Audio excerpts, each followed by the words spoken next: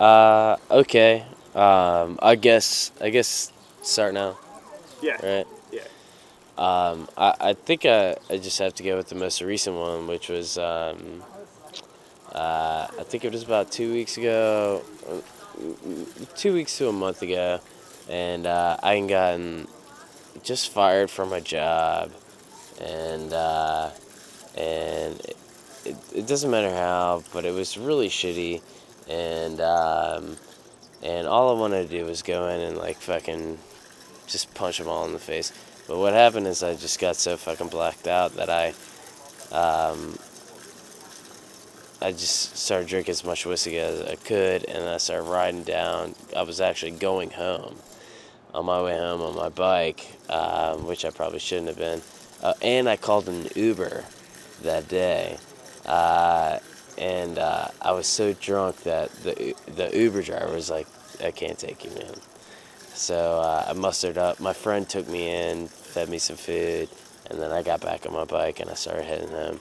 And I'm going right by the movie theater on Boulevard, and I see a cop car parked right outside the movie theater, and I flicked him off. I gave him the fucking bird, and as I go by, and I didn't think anything of it, of course, because I'm hammered, and he starts following me. He throws on his lights, and he's trying to pull me over, and I'm like, "There's no way. Like, I'm not getting off my bike."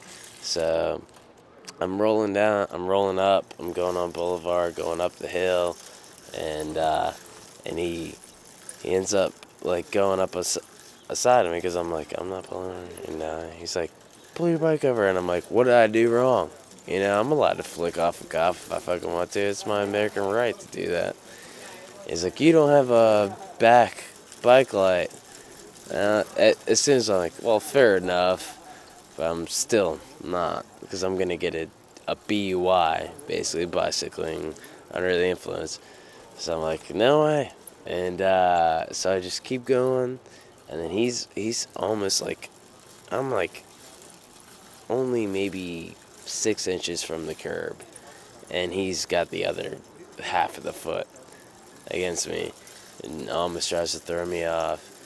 And he tries to go up in front of me, and and stop like you would stop a car, and I just go around. I'm like, no way, dude, not getting off this bike. There's no way. There's no way I'm getting off the bike until I get into my house.